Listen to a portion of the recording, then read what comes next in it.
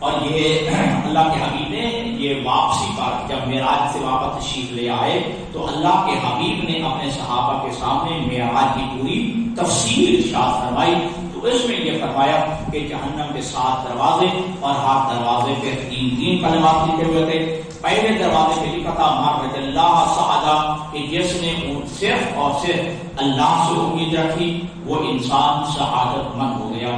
ومن خاف اللہ آمنا اور جس نے صرف اللہ سے خوف رکھا صرف اللہ سے ڈرا وہ اللہ کے عذاب سے محفوظ رہا.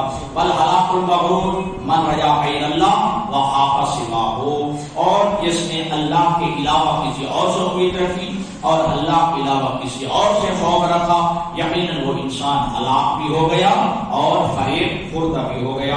اور دوسرے دروازے پہ جہنم کے دوسرے دروازے پہ اللہ کے حبیب فرماتے میں نے یہ لکھا ہوا دیکھا لعن اللہ الکاذبین کہ اللہ لعنت کرتا ہے جھوٹوں پر. لعن اللہ الباخلین اللہ لعنت کرتا ہے بخل کرنے والوں پر کنجوسی کرنے والوں پر. لعن اللہ الظالمین اور تیسرا جملہ لکھا تھا کہ اللہ لعنت کرتا ہے ظلم کرنے والوں پر. ظالمین پر اللہ لعنت کرتا ہے. آدم علیہ السلام سے لے کر پیغمبر خاتم تک پھر پیغمبر خاتم سے لے کر امام حسن عسکری علیہ السلام تک اور پھر اس زمانے سے لے کر آج تک جتنے ظالمین گزرے ہیں مثلا ان میں قابیل بھی ہے شداد بھی ہے نمرود بھی ہے فرعون بھی ہے حامان بھی ہے وقت نصر بھی ہے اور بڑے بڑے جو ہے فراہین گزرے ہیں جو ظالمین تھے اللہ اس پر لعنت کرتا ہے. اور یہ قیامت تک یہ سلسلہ جاری رہے گا. جو ظالم بنے گا جو بھی ظلم کا ارتکاب کرے گا وہ اللہ کی لعنت کا مستوجب ہوگا. اور جو تیسرا دروازہ تھا اللہ کے حبیب فرماتے ہیں جہنم کا تیسرا دروازہ اس میں بھی 3 کلمات لکھے ہوئے تھے. پہلا کیا کلمہ تھا اضل اللہ من اعان الاسلام کہ جو دین اسلام کی توہین کرتا ہے اور دین اسلام پہ عمل کرنے والے ہیں جو دیندار ہیں ان کی توہین کرتا ہے اللہ اس انسان کو ذلیل و رسوا کرتا ہے.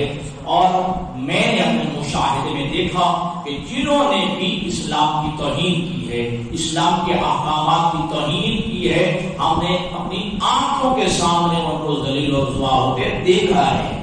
صرف جو ہے صرف حدیث کی حد تک یہ نہیں ہے بلکہ مشاہدہ ہے دیکھا گیا جو اسلام کی جنہوں نے توہین کی دین کی توہین کی شریعت کی توہین کی احکامات اسلام کی توہین کی نماز کی توہین کی ہے روزے کی توہین کی ہے حج و زکات کی توہین کی ہے. حتیٰ کہ لوگ جو ہے وہ داڑھی کی توہین کرتے ہیں حالانکہ واجبات میں سے ہے اور داڑھی کا اتنا واجب ہے اس کا منانا حرام ہے. پھر صادق آل محمد میں جو اس کی توہین کرتے ہوئے نظر آئے ہم نے اپنی آنکھوں سے دیکھا کہ اللہ نے اس انسان کو ذلیل و رسوا کیا ہے.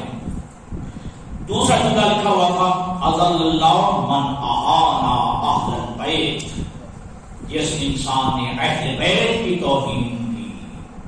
پیغمبر اسلام کے زمانے سے آپ دیکھیں تاریخ اسلام کا مطالعہ کریں تو رونگ میں کھڑے ہو جائیں گے. جس نے اہل بیت رسول کی توہین کی ہے جس انداز میں کی ہے زبان سے کی ہے تحریر سے کی ہے قلم سے کی ہے تقریر سے کی ہے اشارے سے کی ہے جس انداز میں بھی اس نے اہل بیت رسول کی توہین کی ہے ٹھیک ہے جی اللہ نے اس کو ذلیل و رسوا کیا ہے. اور اتنا ذلیل و رسوا کیا کہ ان جو ہے توہین اہل بیت کرنے والوں کی قبروں کے نشان بھی نہیں ملتے ہیں. ان کے قبروں کے نشان بھی نہیں ملتے ہیں. قبروں کے نشان بھی اللہ نے مٹا دیے ہیں ٹھیک ہے جی جنہوں نے اہل بیت کی توہین کی ہے. اور تیسرا جملہ جو جہنم کے دروازے میں لکھا تھا اضل اللہ من اعان الظالمین علی ظلم المخلوق مخلوقین کہ اللہ اس انسان کو بھی ذلیل و رسوا کرتا ہے کہ جو مظلوم کے مقابلے میں ظالم کی اعانت کرتا ہے مظلوم کے مقابلے میں ظالم کی مدد کرتا ہے اللہ اس انسان کو بھی ذلیل و رسوا کرتا ہے.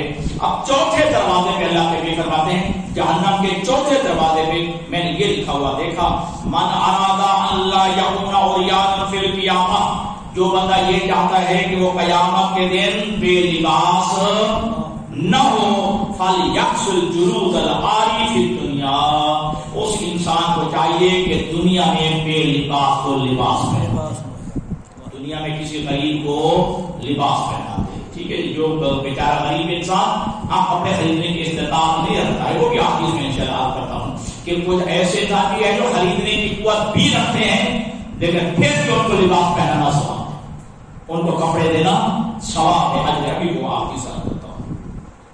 جو انسان یہ چاہتا ہے کہ وہ قیامت میں لباس بے لباس نہ رہے، ننگا نہ ہو، تو اسے چاہیے کہ وہ دنیا میں بے لباس انسان کو لباس پہنائے. ومن اراد ان لا يكون عطشانا في القيامة، اور جو بندہ یہ چاہتا ہے کہ قیامت میں وہ پیاسا نہ رہے، فَلْيَسْقِلْ الطَّعْشَ فِي الدُّنْيَا، اسے چاہیے دنیا میں پیاسوں کو پانی پلائے، دنیا میں پیاسوں کو پانی پلائے. اور گزشتہ جمعہ بڑی تفصیل کے ساتھ میں یاد کر چکا ہوں، اس کا بڑا اجر و ثواب اور اس کو صدقہ جاریہ میں شمار کیا گیا ہے. افضل الصدقات سقی الماء، حضور کا جملہ میں نے پچھلے دنوں پڑھا تھا کہ بہترین صدقہ پانی پلانا ہے، بہترین افضل ترین صدقہ جو ہے وہ پانی پلانا ہے. جو بندہ چاہتا ہے کہ وہ قیامت میں پیاسا نہ رہے، اسے چاہیے دنیا میں پیاسوں کو پانی پلائے.